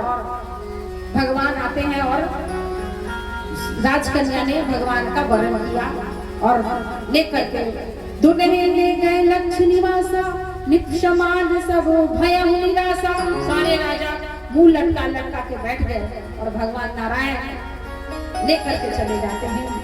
अब जो नारद जी को इतना बुरा लगा, नारद जी देखने लगे भाई कहाँ गई जयमाल लेके, हम इधर बैठे हैं और गई कहाँ सुंदरी। तो सबने कहा चली गई। कौन लेके गया? तो भाई नारायण लेके चले गए। अब तो नारद जी को इतना गुस्सा आया, वो दोनों बगल में जो थे वो दोनों हंस रहे थे, उन्हें भी नारद जी ने श्राप दिया। होई निशाचर जाओ तुम कपटी पापी, तो दोनों को श्राप दे दिया। और जाकर के जब जल में देखा तो उनका मुंह बंदर का था, बड़ा क्रोध आया कि भगवान से हमने सुंदर रूप मांगा और भगवान ने हमें बंदर बना दिया। गुस्से से होठ फरफराने लगे, क्रोध में भर गया नारद जी और वहां से लेकर के जाया। मन में सोच रही दे हो श्राप की मर ही जाए, जगत मोर उपहास कराए। आज ऐसा श्राप दूंगा, या तो उनके पास जाकर के अपना प्राण दे दूंगा, नहीं तो ऐसा श्राप दूंगा कि वो समझेंगे कि आज मुझे अच्छे गाने उन्होंने मिलता दिया। खूब उनके होठ क्रोध से फरफरा रहे थे। नारद जी चले तो भगवान ने सोचा बैकुंठ आते आते कहीं बीच में इनका हार्ट अटैक ना आ जाए क्रोध के मारे। तो भगवान बीच में ही प्रकट हो गए और एक तरफ लक्ष्मी और एक तरफ वो विश्व मोहिनी कन्या थी। अब तो नारद जी का और क्रोध जागृत हो गया और नारद जी ने कहा परम स्वतंत्र न सिर पर कोई, भावय मन ही करहु तुम सोई। जो मन में भाता है वही तुम करते हो, परम स्वतंत्र तो तुम्हारे ऊपर कोई नहीं हो। अरे तुम कपटी हो, ऐसे कपटी हो, लोभी हो। तुमने जब समुद्र मंथन हुआ तो शिव जी को विष पान करा दिया और स्वयं लक्ष्मी और कौस्तुभ मणि लेकर के चले आया। आज मैं तुम्हें श्राप दूंगा, तुमने जो नर्तन बनाया, तुम्हें मानो तन प्रिय है ना, तो लो मैं तुम्हें श्राप देता हूँ कि यही मानव शरीर लेकर के तुम्हें जन्म लेना पड़ेगा। अभी भी नारद जी का क्रोध शांत नहीं हुआ। तब नारद जी ने दूसरा श्राप दिया कि तुमने मुझे बानर का रूप दिया, जब जीवन में विपत्ति आएगी तो यही बानर तुम्हारी सहायता करेंगे। और तुमने मुझे स्त्री का विरह दिया, जाओ मैं तुम्हें तीसरा श्राप देता हूँ, तुम्हें भी स्त्री विरह होगा। अब भगवान ने कहा कि एक जन्म के लिए इतने श्राप तो काफी है।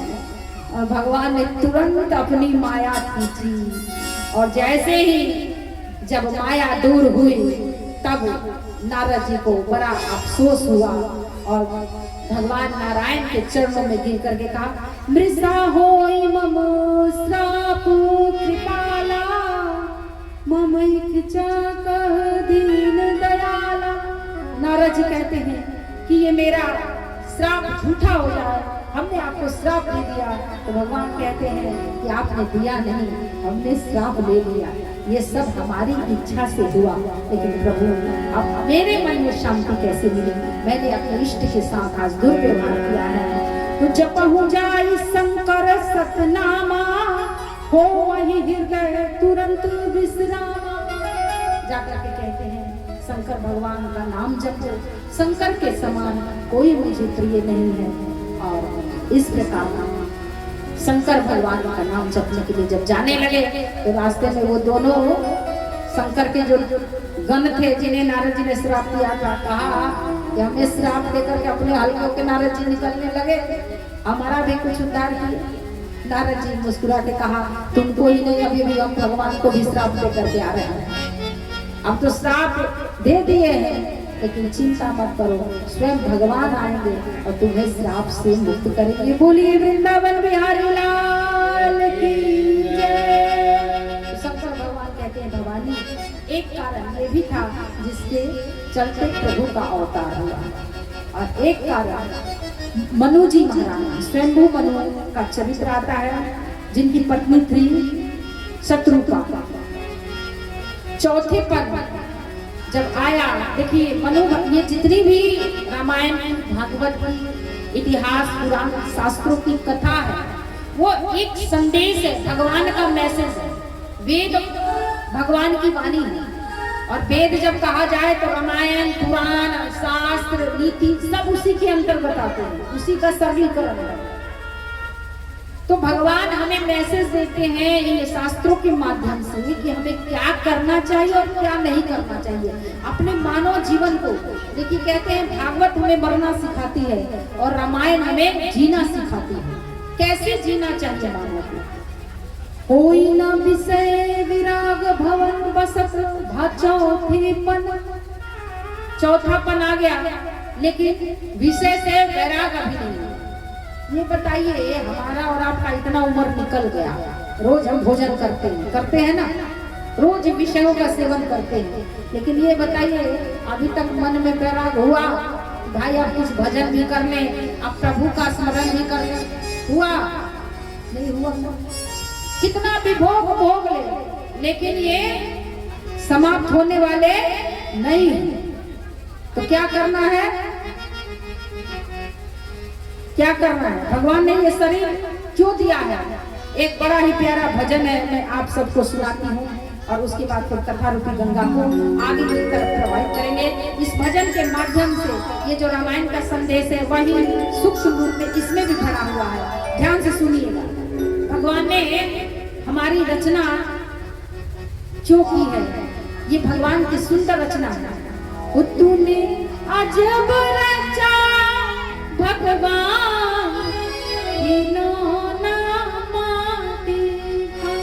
तूने अजब रचा तूने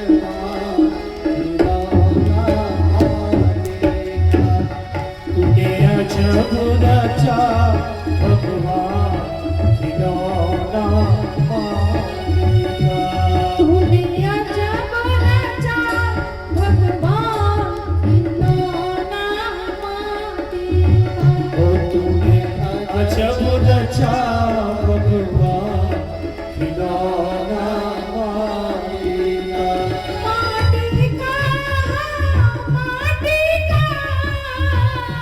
माटी का रे तेरी महिमा है अपरंपार खिलौना मालिका। तेरी महिमा अपरंपार खिलौना मालिका। अजब रचा भगवान खिलौना मालिका। तूने अजब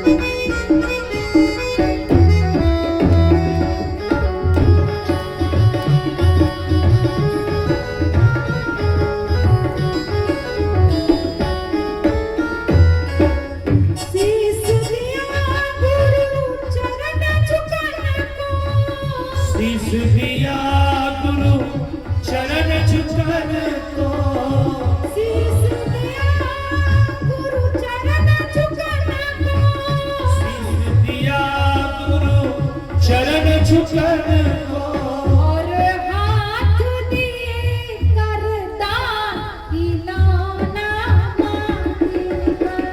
और हाथ दिए करता खिलौना माटी का। तूने अजब रचा भगवान खिलौना माटी का। तूने अजब रचा भगवान खिलौना माटी का।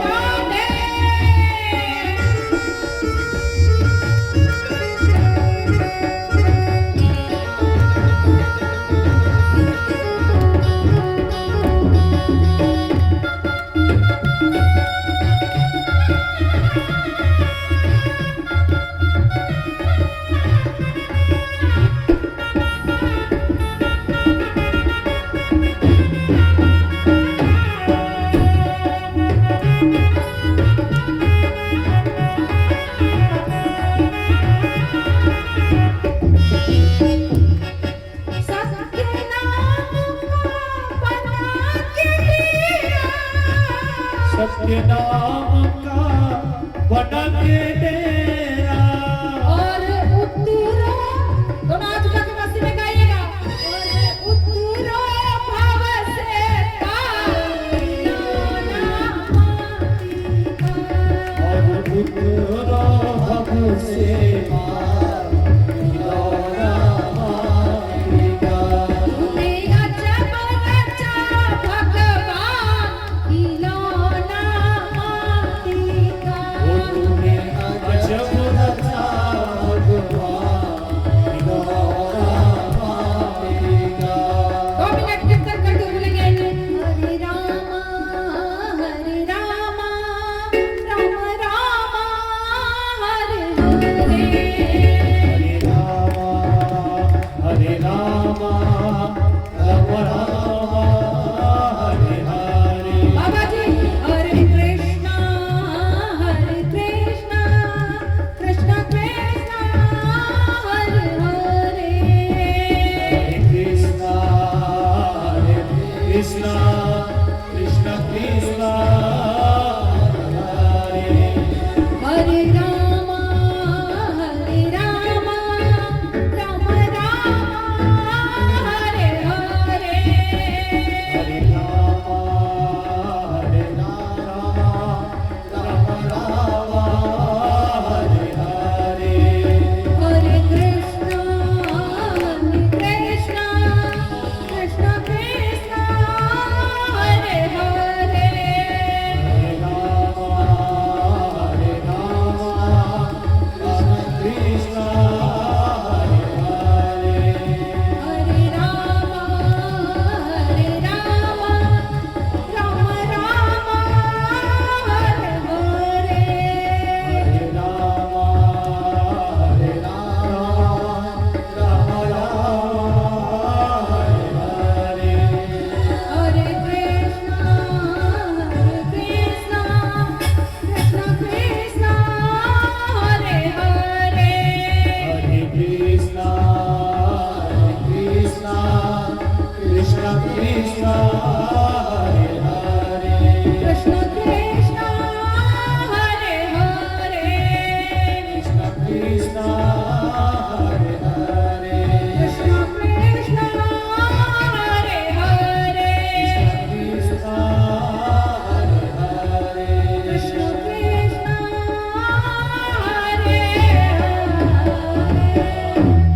श्याम रामचंद्र भगवान की प्रियकांत जू सरकार की सदगुरुदेव भगवान की तो भजन में आपने क्या सीखा?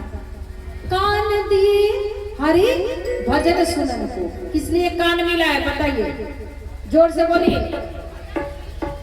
अब सच्ची सच्ची बताइएगा, भगवान के सामने बैठे हो, दिन रात भजन सुनते हो कि चुगली सुनते हो? बोलो क्या सुनते हो आप लोग, बताओ ना अपने मन में। दोनों, हाँ क्या बात है, ताली बजाइए भैया के लिए, ताली बजाइए। कम तक और भगवान ने दोनों सुनने के लिए दिया है कि एक सुनने के लिए दिया है बताइए?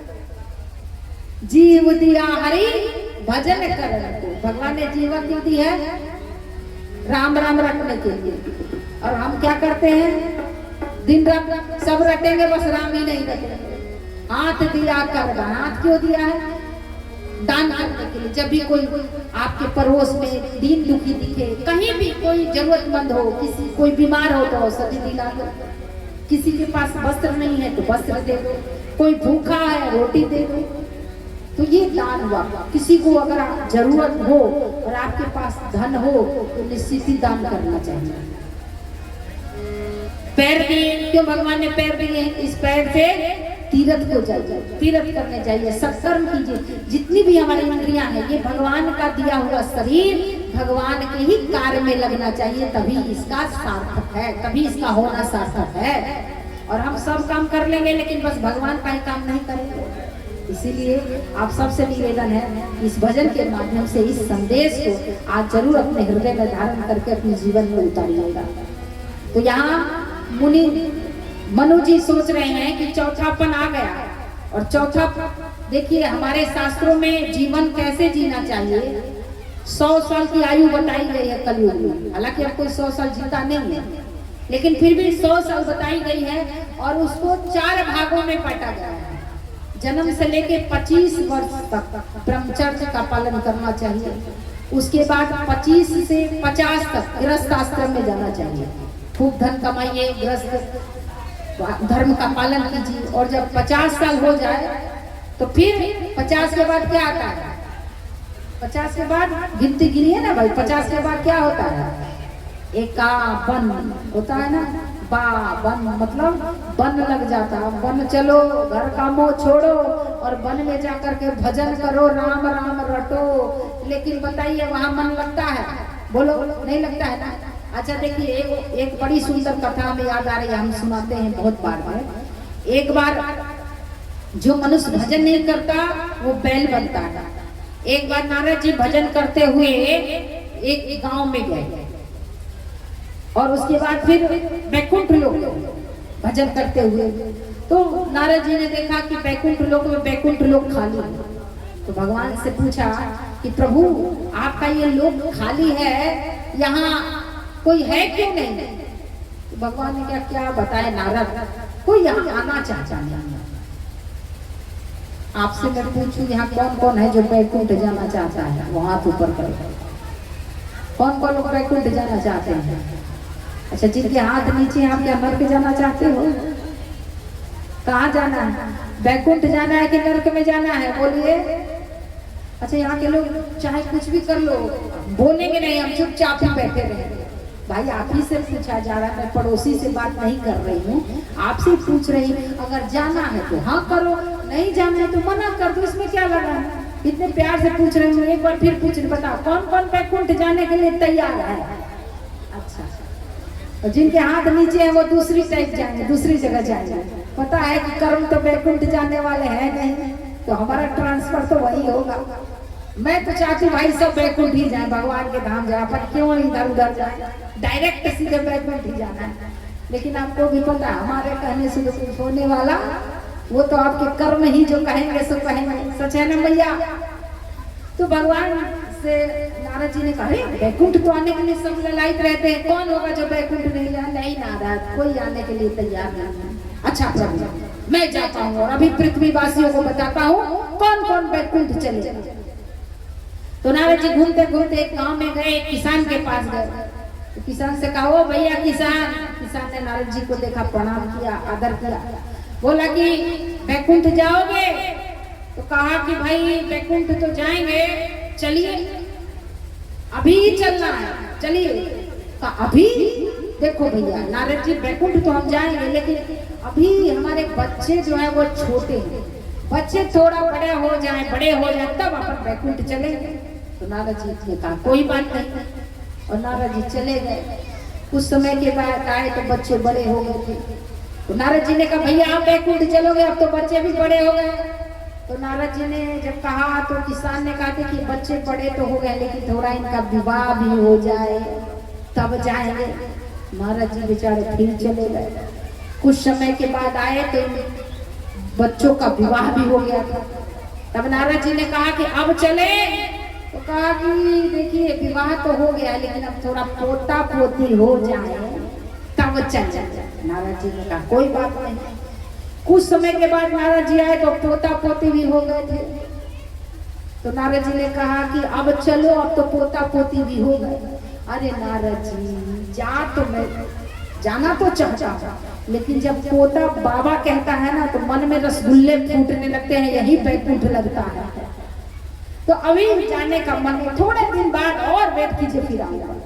नारद जी जब आए इनसे फिर मिलने के लिए तो इनका टिकट कट चुका था, पूरा जीवन व्यतीत हो गया, भजन किया नहीं, पोते बेटे के चक्कर में सारा जीवन यूं ही बिता दिया। और जो जीव भजन नहीं करता वो मरने के बाद बैल बनता है। अब उसी घर में बैल बन के जन्म लिए थे। नारद जी फिर आए तो नारद जी है वो तो उन्होंने तो पहचान लिया कि यही है, भजन नहीं किया था तो बैल बना। तो नारद जी जाकर के कहते हैं बोलिए क्या हाल है, ठीक हो, अब चलना है बैकुंठ। तो बैल ने कहा देखिए नारद जी चलना तो है, लेकिन ये जो दूसरा बैल है ना ये ज्यादा खाता है और कम काम करता है, तो मेरे बच्चों का नुकसान होता है। मैं कम खाता हूँ और ज्यादा काम करता हूँ, अब थोड़ा और बच्चों का मुनाफा करवा दूं तब बैकुंठ जाऊंगा। बताइए ऐसी बुद्धि है, इतनी दुर्गति हो गई, फिर भी ये मोह जाने वाला नहीं है। कुछ समय के बाद नारद जी आए तो ये फिर इनका गोविंदाय नमो नमः हो गया था, और इस बार उसी घर में सांप बने थे, और जहाँ खजाना रहता वहीं सांप कुंडली मार के बैठा रहता, वहीं कुंडली मार के बैठे थे। नारद जी फिर गए और नारद जी ने कहा अब बैकुंठ चलना है। तो इसने कहा कि देखिए नारद जी बैकुंठ तो जाना है, लेकिन हमारे बच्चे बड़े लापरवाह हैं, ऐसे ही खजाना छोड़ के चले जाते इधर उधर, तो मैं इनके खजाने को जोतता हूँ। नारद जी ने कहा तेरी ऐसी की तैसी, एक बार मानो जन्म मिला, भजन नहीं किया, मर के बैल बना, बैल बनने के बाद भी मोह नहीं गया, फिर सांप बना और फिर अभी भी कहता है कि अभी भी मोह छूटने वाला नहीं है। नारद जी ने कहा रुक बताता हूँ, और नारद जी ने जोर लगाई सांप सांप सांप। उधर से बेटा लठ लेके आया, उधर से पोता लठ लेके आया, और जो सर पे लठ पड़ने लगे, जो सर पे लठ पड़ने लगे तो उसका सारा मोह भंग हो गया। और कहा नारद जी अब मुझे बैकुंठ ले चलिए, अब मुझे बैकुंठ ले चलिए। अब आप कहोगे कि वो कितना मूर्ख था, सोच रहे होगे ना, बोलिए जोर से हाँ या ना, सोच रहे होगे कितना मूर्ख था। कौन कौन सोच रहा है ये बात? वो मूर्ख हम और आप हैं, हम भी आप भी तो यही कह रहे हैं, कर रहे हैं कि नहीं बताइए सच। उसे मूर्ख हमने कह दिया, सोच लिया, उसकी कथा सुन करके हमने हंस लिया, लेकिन अपने मन में विचार कीजिए क्या वही गलती हम नहीं दोहरा रहे हैं क्या? हम भी तो उसी में लगे हुए हैं, खाने कमाने सोने में सब में। ये कथा हमें सिखाती है कि जब चौथापन आया तो अपने पत्नी को लेकर के और वन में गए और जा करके ओम नमो भगवती वासुदेवाय मंत्र का जाप करने लगे, नैमिषारण्य में जा करके और घनघोर तपस्या। अब हम वन में हम नहीं जा सकते क्योंकि अब वन है नहीं, वन में जाएंगे तो पुलिस जेल में डाल देंगे, लेकिन घर में ही रह के घर का मोह छोड़ दीजिए।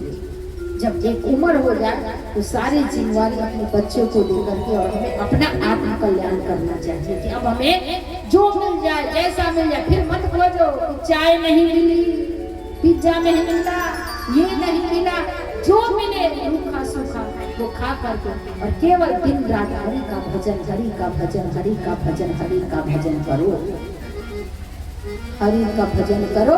हरि है तुम्हारा, हरि के भजन बिना नहीं है गुजारा, हरि के भजन बिना हमारा गुजारा नहीं है। जाकर के वहाँ घनघोर जब तपस्या की तो ब्रह्मा विष्णु जी आए, शंकर जी आए, वरदान देने के लिए ललचाया, लेकिन मुनि महाराज मनु जी महाराज टस से मस नहीं हुए। तब आकाशवाणी हुई कि तुम्हारे तप से मैं बहुत प्रसन्न हूँ, वरदान मांगा।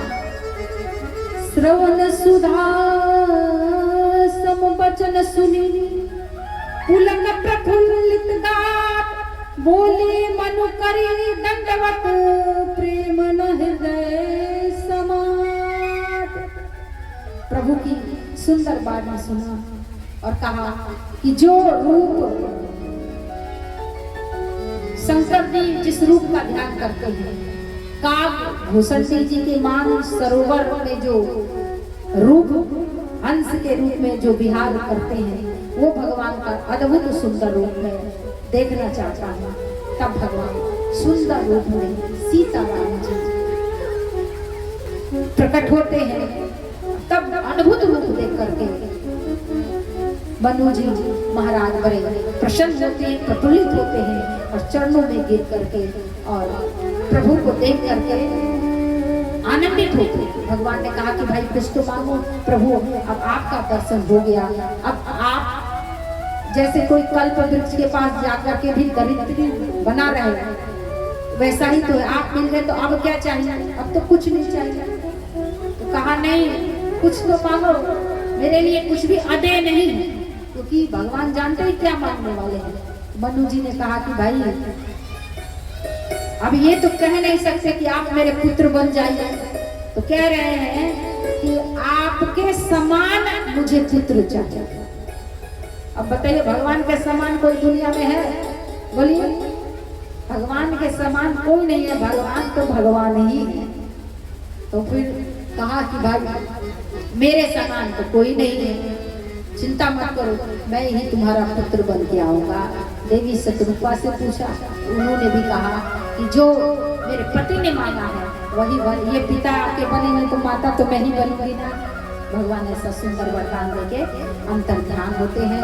ये बड़ी सुंदर सुंदर कथा है। तब शंकर भगवान कथा को अयोध्या नगरी में लेकर के चलते हैं।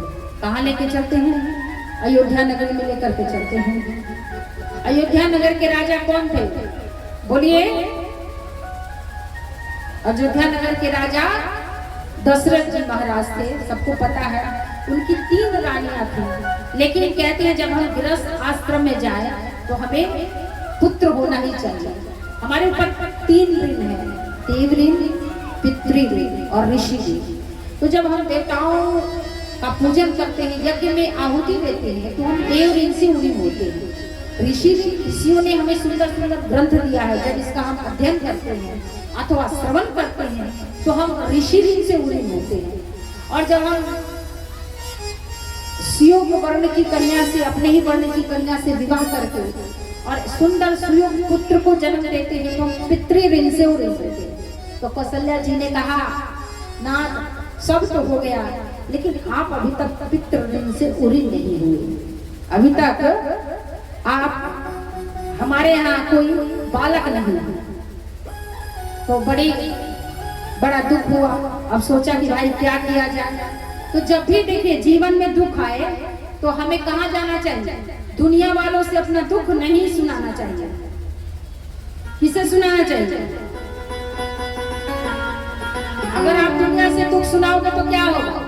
दुनिया वाले सुन भी लेंगे और आपके मुंह पे तो कहेंगे हाँ हाँ बहुत अच्छा है, बहुत ये है, आपके हमें ला देंगे। लेकिन जैसे आप जाओगे, बहुत गंदा था, फूले फूले घूमता था, देखो जैसा कर्म किया वैसा भोग रहा। यही ना ये दुनिया है। तो जब भी जीवन में दुख आए तो अपना दुख दुनिया के आगे नहीं कहना चाहिए, अपना दुख भगवान के आगे कहना चाहिए या गुरु के आगे कहना चाहिए। आइए मानस की चौपाइयों के द्वारा मैं आपको श्रवण कराती हूँ। एक बार भूपति मन माही भैगनानी मोरे सुत नाही। एक बार भूपति मन माही भैगनानी मोरे सुत नाही। गुरु गृह गया तुरंत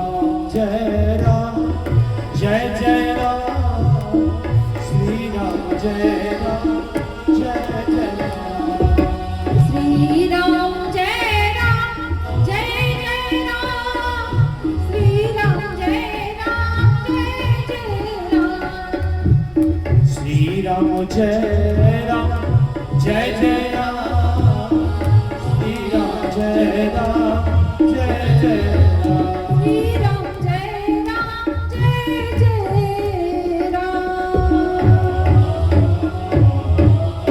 बोलिए श्री रामचंद्र भगवान की जय। जब एक बार राजा दशरथ जी के मन में ग्लानि हुई कि चौथापन आ गया और अभी भी तक एक पुत्र की प्राप्ति नहीं है, तो गुरु जी के चरणों में गए, गुरु के पास गए और जा करके जो भी अपना दुख था, प्रजा का सुख था, सब गुरु के चरणों में जाकर के और निवेदित किया। कहा, गुरु जी ने कहा कि चिंता मत करो, एक नहीं 4 पुत्र होंगे। गुरु गोविंद के पास जब जाके हम अपनी व्यथा सुनाते हैं तो फिर वहां से हम खाली नहीं लौटते। और भगवान इतने कृपालु हैं, गुरु इतने कृपालु हैं, एक मांगने जाते हो तो उधर से कितने मिलते हैं? 4 मिलते हैं। इसीलिए जब भी जीवन में तकलीफ आए तो गुरु, अगर गुरु आपके जीवन में ना हो तो फिर गोविंद के चरणों में जाइएगा। और फिर वो है ना, कहना हमारी महिमा निराली, जाए जो दर पे लौटे न खाली। प्रभु की ऐसी महिमा है, ऐसी महिमा है, राम हो कृष्ण हो, जो भगवान के द्वार पे जाता है फिर वहां से भगवान कभी खाली नहीं लौटाते हैं, दे के भेजते हैं। तो गुरु जी ने ऋषि को बुलाया और फिर यज्ञ किया और यज्ञ में से अग्निदेव भगवान प्रकट हुए चूरू प्रसाद लेकर के, और चारों रानियों ने, तीनों रानियों ने उस प्रसाद को खाया और तब वो सब गर्भवती हुई। और तब जाकर के 9वीं तिथि के दिन, देखिए हमारे ठाकुर जी कृष्ण भगवान कब आए हैं? कब आए हैं? बोलिए। रात में आए हैं। और राम जी कब आए हैं? दिन में आए हैं। दिन में 12 बजे भगवान का जन्म होता है 9वीं तिथि के दिन। और जैसे ही दशरथ पुत्र जन्म सुनी काना, जैसे ही आपके काशिया कहती है बधाई हो, बधाई हो, बधाई हो, पुत्र हुआ है। आप सभी ग्रामवासियों को बधाई हो, बधाई हो, आज आपके गांव में राम जन्म हुआ है। राम, ताली बजाओ ना जोर से, ऐसे टुकर टुकर मुंह क्या देख रही हो? दशरथ पुत्र जन्म सुनि काना, मानहु ब्रह्मानंद समान, परम प्रेम मन पुलक शरीरा, चाहत उठत करत मति धीरा। दशरथ जी सुनकर के बड़े आनंदित हुए और हम सभी आनंद लेंगे, भजनों के माध्यम से हम आनंद लेंगे। लेकिन एक बात आपसे कहें और उसके बाद सीधे राम जन्म में, राम की बधाई में हम सम्मिलित होंगे। बताइए कल कथा सुनने कौन कौन आया था? कौन कौन आए थे ना? कल हमने आपसे एक बात बताई थी, बताया था ना, सनातन बोर्ड के बारे में आपसे चर्चा की थी ना। तो आप सबसे एक बार और चर्चा करके और तब राम जन्म की तरफ हम बढ़ेंगे, राम जी की बधाई में हम सम्मिलित होंगे। देखिए 3 दिनों के लिए हमें बुलाया गया, अगर आप लोग की इच्छा होगी तो फिर आगे बुलाइएगा।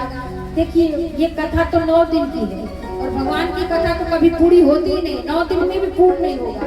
लेकिन फिर भी जो भी हमें समय मिला, जितना हो सका हमने अपनी तरफ से पूर्ण कोशिश की आपको श्रवण कराने की, सुनाने की। अब 3 दिन में तो ऐसे ही कथा होगी। लेकिन कहते हैं कथा सुनने के बाद बिना दक्षिणा दिए कथा सुनने का फल नहीं मिलता।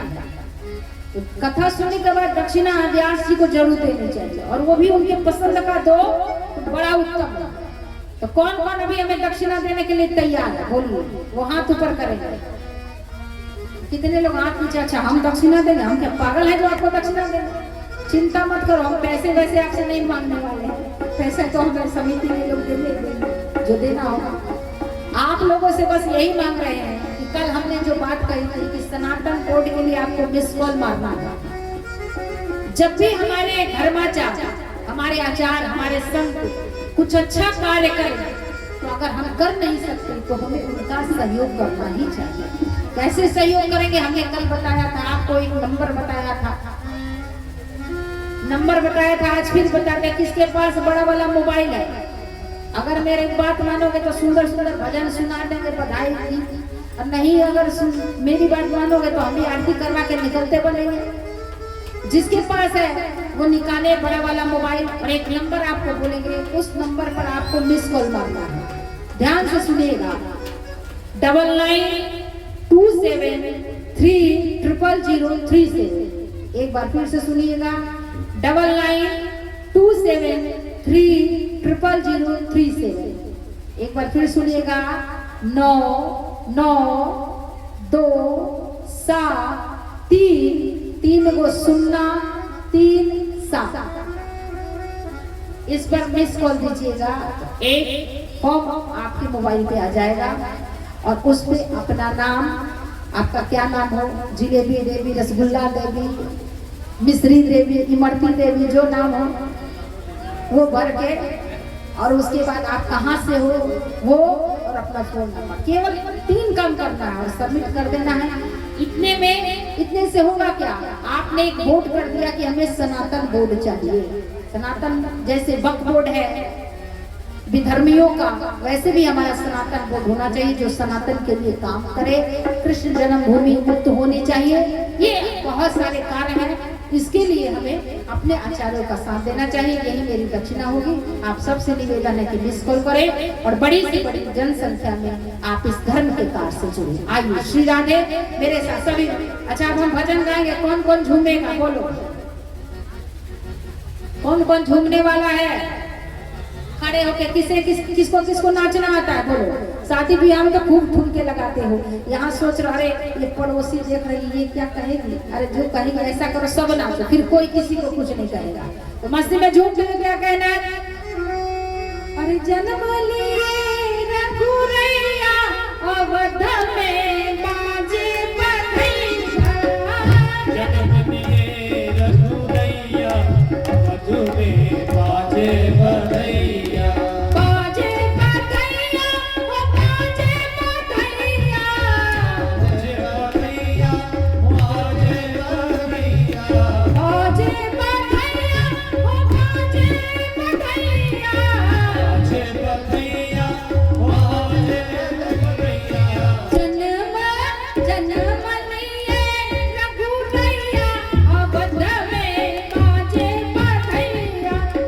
जन्म लिए रघुरैया अवध में बाजे बधैया। अच्छा, ये बताइए, बड़े ढीठ हो, किसको भजन अच्छा लग रहा है?